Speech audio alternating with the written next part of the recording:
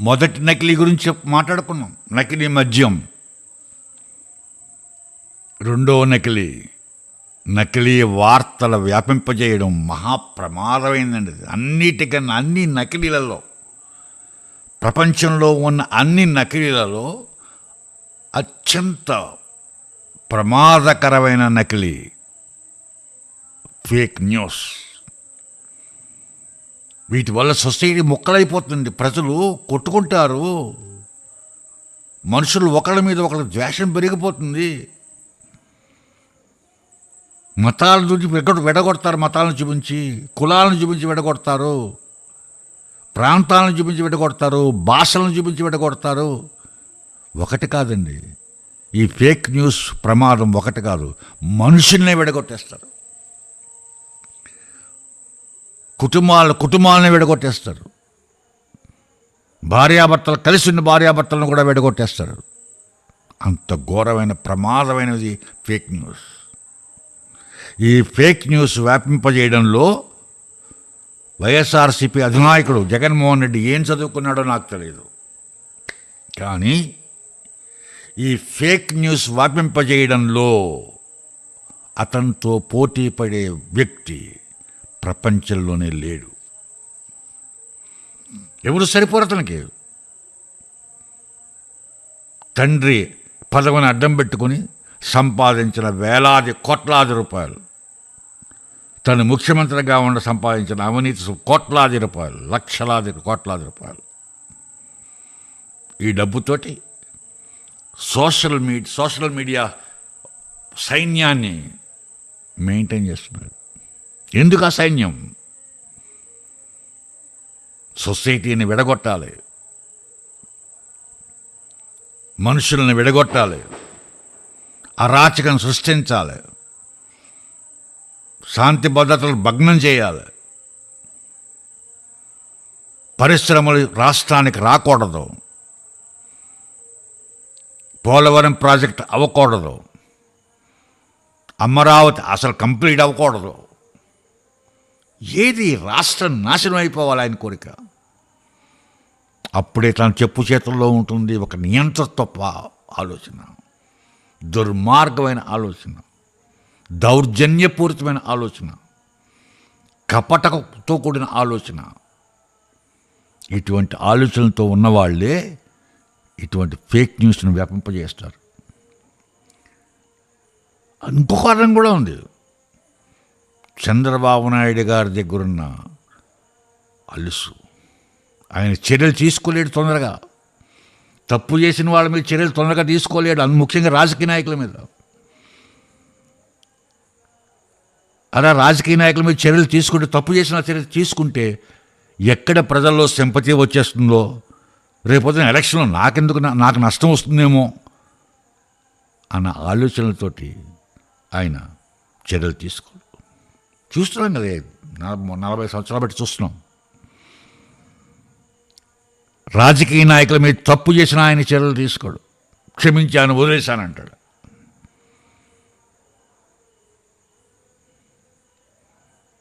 రెండు 2017లో నంద్యాల ఉప ఎన్నిక జరిగే సమయంలో చంద్రబాబు నాయుడు గారి గురించి జగన్మోహన్ రెడ్డి అన్న మాటలు, అదే ఏ ముఖ్యమంత్రి అయినా సరే మళ్ళీ బయటికి రాకుండా ఈ పాటికి జైల్లోనే ఉండను. జగన్మోహన్ రెడ్డి ఏమన్నాడు? కాల్చి చంపినా తప్పు లేదు, ఉరి వేసినా తప్పు లేదు. ఎంత నేరపూరితమైన మాట అండి ఇది. కేసు పెట్టద్దు అతని మీద, పెట్టలేదు. ఎందుకు? సింపతి పెరుగుతుందేమో, రాజకీయంగా లబ్ధి పొందుతాడేమో అన్న ఆలోచనతో చంద్రబాబు నాయుడు గారు యాక్షన్ తీసుకోలేదు. అలాగే 2019లో వివేకానంద రెడ్డి ఘోరమైన హత్య జరిగినప్పుడు ఆ హత్య ఎవరి మీద పెట్టాడు? చంద్రబాబు నాయుడు. నారాసుల రక్త చరిత్ర అని సాక్షి పేపర్లో, సాక్షి ఛానల్లో రకరకాల వార్తలు చూపించారు. అయినా నో యాక్షన్. ఎందుకు? మరి సేమ్ ఎక్కడ సింపతి పెరుగుతుందో, ఎక్కడ రాజకీయంగా లబ్ధి పొందుతాడో అని యాక్షన్. అప్పుడే కాదు, ఇప్పుడు ఎన్ని చేస్తున్నాడండి. తెల్లారు లేస్తే సోషల్ మీడియాలో ఎన్ని రకాల వార్తలు, ఒక్క వార్త కాదు, 2 వార్తలు కాదు, 3 వార్తలు కాదు, రోజు వార్తలు వినలేకపోతున్నాం. ఆ వార్తలు అన్నీ అసత్యాలే. మెడికల్ కాలేజీ గురించి అసత్యాలు, రైతుల గురించి అసత్యాలు, పోలవరం ప్రాజెక్టు గురించి అసత్యాలు, పోలవరం ప్రాజెక్టు రైతులు వాళ్ళ పునరావాస కార్యక్రమాలు చేయడం గురించి అసత్యాలు. అన్నీ 1 కాదు 2 కాదు, అన్నీ అసత్యాలే. డేటా సెంటర్ కూడా నేనే తీసుకొచ్చాను వైజాగ్కి, అన్నీ అసత్యాలే. బ్రహ్మాండంగా స్ప్రెడ్ అయిపోతున్నాయి రాష్ట్రం అంతా. ఖండించే నాదుడే లేడు తెలుగుదేశంలో. లోపల మిణుకుమని వాళ్ళ లోపల ఒక చిన్న సందిగ్ధ ఉంది, అనుమానం ఉంది. మళ్ళీ ఎక్కడ అతను అధికారంలోకి వస్తాడో అని తెలుగుదేశం పార్టీ ఎమ్మెల్యేలో కానీ నాయకుల్లో కానీ ఎక్కడో మిణుకుమంటోంది. అంచేతే ఎవరు ఆయన కౌంటర్ చెప్పట్లేదు. ఇద్దరే చెప్పుకుంటున్నారు, చంద్రబాబు నాయుడు, లోకేష్. ఇద్దరు తప్పితే ఇంక మిగిలిన వాళ్ళు ఎవరో కౌంటర్ చెప్పడానికి సాహసించట్లేదు. ఇంత లోపల అనుమానంగా ఉంది, మళ్ళీ అధికారంలోకి వస్తే మన మీద కేసులు పెట్టేస్తాడు అని తప్పించుకు తిరుగుతున్నారు. అటువంటి వాళ్ళు ఆ పార్టీకి కావాల్సిందే. ఎలా వస్తాడండి ఆయన? ఆవేళ 2014లో ప్రత్యేక పరిస్థితులు, ఆవేళ అనుభవం ఉన్న ఒక వ్యక్తి కావాలని చెప్పి మీకు అధికారం ఇచ్చారు. రాష్ట్రం విడిపోయినప్పుడు 2019లో రాజశేఖర రెడ్డి మొహం చూసి ఆయన కొడుకు ఒక ఛాన్స్ ఇద్దామని చెప్పి ఇచ్చారు. జగన్మోహన్ రెడ్డి మొహం చూసి ఓటేసి ఇవ్వలేదు వాళ్ళకి ఎవరికి. రాజశేఖర రెడ్డి మొహం చూసి ఆయన మీద ఉన్న అభిమానం కొద్దీ ఆయన కొడుకుకు ఒక ఛాన్స్ ఇద్దామని చెప్పి ఇచ్చారు. ఆ ఛాన్స్ చూసేశారు, అయిపోయింది. అనుభవించారు, రాష్ట్రం అనుభవించింది, వ్యవస్థలు అనుభవించాయి, ప్రజలు అనుభవించారు, తెలుసుకున్నారు ప్రజలు. మళ్ళీ ఇటువంటి నాయకుడికి బతుకున్నంతలో ఎప్పుడు కూడా ఇటువంటి ఛాన్స్ ఇవ్వకూడదు, ఇటువంటి నాయకుడికి అధికారులకు తీసుకురాకూడదు అని ప్రజలు నిర్ణయించుకున్నారండి చంద్రబాబు నాయుడు గారు. ఎందుకు భయపడుతున్నారు మీరు? మంచి అధికార ప్రతినిధి పెట్టండి, అక్కడ మంచి బ్రహ్మాండమైన కౌంటర్ ఇవ్వగల శక్తి ఉన్నవాడిని పెట్టండి. ఉన్నారు మీ పార్టీలో. అన్నిటికన్నా ముందు అప్పసాని రాజేష్ మీ పార్టీ వ్యక్తి. ఆయన ప్రస్తుతం పార్టీలో లేకపోవచ్చు. మీ పార్టీ తెలుగుదేశం పార్టీ అభిమాని. 5 సంవత్సరాలు గత 5 సంవత్సరాలు పోరాడే పార్టీ గురించి, మీ గురించి. మంచి విశ్లేషకుడు, వండర్ఫుల్ అనలిస్ట్, వాగ్దాటి ఉన్న మనిషి, వాక్చాతుర్యం ఉన్న మనిషి, ఎదుటివాడిని నోరు మూయించగల శక్తి ఉన్న మనిషి. అతన్ని అధికార పార్టీ ప్రతినిధిగా పెట్టండి. అతన్ని తెల్లారేటప్పటికి జగన్మోహన్ రెడ్డి నోరు మూయిస్తాడు అతను కౌంటర్ వేసి. అటువంటి వాళ్ళకి ఇవ్వండి అధికార ప్రతినిధుల కింద, పార్టీ అధికార ప్రతినిధుల కింద.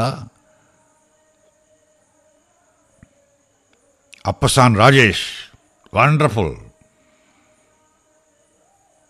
ఈరోజు ప్రస్తుత ప్రపంచంలో, ముఖ్యంగా మన తెలుగు రాష్ట్రంలో అటువంటి అనలిస్ట్ నేను చూడలేదు. నిజాయితీ మొహంలో కనపడుతుంది, చిత్తశుద్ధి మొహంలో కనపడుతుంది, ప్రస్ఫుటంగా కనపడుతుంది. నిజాయితీ, చిత్తశుద్ధి, అంతకన్నా ఏం కావాలండి? అన్నిటికి వాక్చాతుర్యం, సబ్జెక్ట్ మీద కంట్రోల్,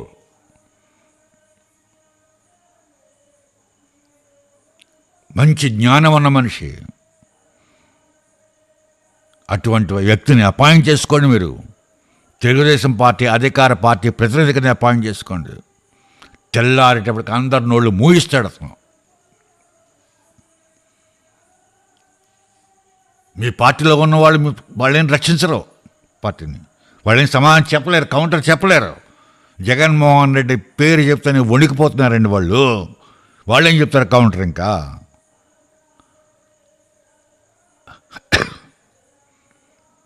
ఈ లోకం చూసి అతను ఇంకా రెచ్చిపోతున్నాడు. ఎక్కడ మీటింగ్ పెట్టినా పోలీసు పెట్టి ఆంక్షలు, ఏ ఆంక్షను కూడా పాటించట్లేదు. నువ్వు ఎన్ని కార్లు తీసుకుని మీటింగ్కి వెళ్ళాలని, అన్ని కార్లు కాదు, 5 కార్లు అంటే 50 కార్లు తీసుకెళ్తున్నాడు.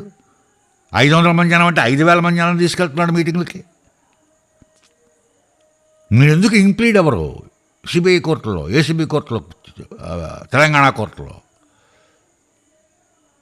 ఇతని వల్ల లా అండ్ ఆర్డర్ భగ్నమవుతోంది, చట్టాలను ఉల్లంఘిస్తున్నాడు అంటే ఇతనికి ఇచ్చిన బెయిల్ క్యాన్సిల్ చేయండి అని ప్రభుత్వ పరంగా మీరు ఎందుకు ఇంప్లీడ్ అవ్వకూడదు? ఆ కేసుల్లో 12 సంవత్సరాలు బట్టి బెయిల్ మీద ఉన్నాడు, మీరు ఇంప్లీడ్ అవ్వండి. చట్టాలను ఉల్లంఘిస్తున్నాడు, ఇటువంటి బెయిల్ ఇవ్వకూడదు, ఇతను బెయిల్ క్యాన్సిల్ చేయమని చెప్పి మీరు గవర్నమెంట్కి ఇంప్లీడ్ అవ్వండి. వెంటనే బెయిల్ క్యాన్సిల్ చేసి లోపల కూర్చోబెడతారు అతన్ని. మళ్ళీ జనంలో కూడా బయటకు రాడు. ఇంకా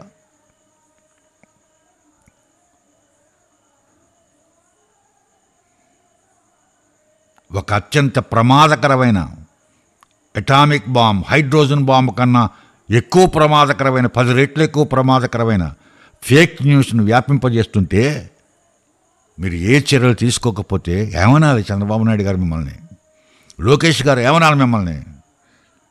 ఈ రాష్ట్రాన్ని ఎవరు కాపాడుతారు? మీ పార్టీని ఎవరు కాపాడుతారు? ఆలోచించండి.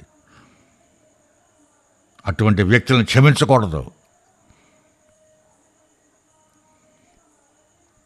చర్యలు ఇమీడియట్గా తీసుకోవాలి వాళ్ళ మీద. ఎంతమంది వదిలేశారండి? పేరు నాని, కొడాలి నాని, ద్వారంపూడి చంద్రశేఖర్ రెడ్డి, కాకినాడ. ఈ కేసులు ఏమయ్యాయి? ఎప్పుడు తేలుతాయి ఇవి?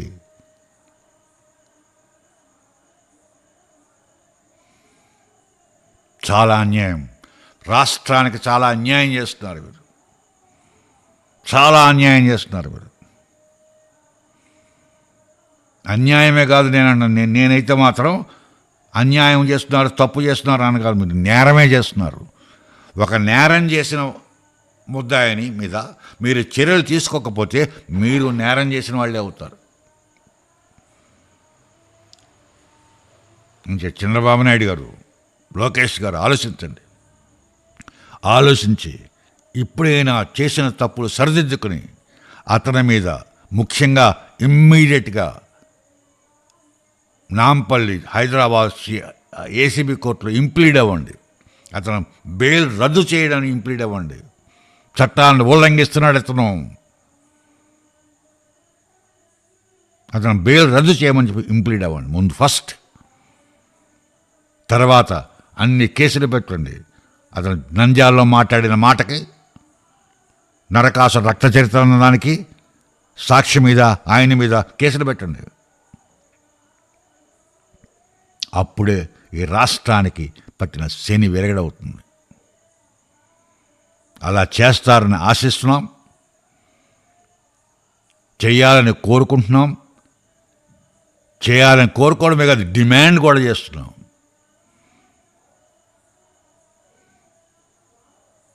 ఆంధ్రప్రదేశ్ ప్రజలందరికీ మరి ఒకసారి నమస్కరిస్తూ మిమ్మల్ని అందరినీ కోరుకుంటున్నాను. ఈ వీడియోని శాంతం చూడండి. నచ్చినా నచ్చకపోయినా కామెంట్స్ ద్వారా మీ అభిప్రాయాన్ని తెలియపరచండి. అలాగే సబ్స్క్రైబ్ చేయండి బెల్ ఐకాన్ నొక్కి. జై హింద్.